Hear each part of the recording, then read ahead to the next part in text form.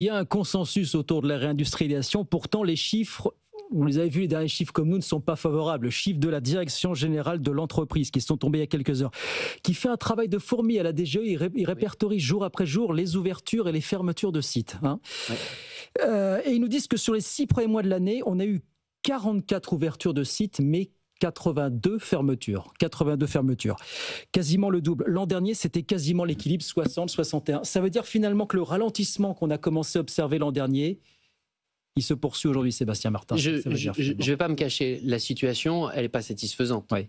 Je veux juste quand même préciser que nos chiffres incluent certes les ouvertures et fermetures, mais aussi les agrandissements de sites. Alors il y a des extensions, absolument. Non mais c'est important. Ouais. Oui. Vous savez, je vais vous donner un exemple. Chez moi, vous le savez, je suis élu à Chalon-sur-Saône. Ouais.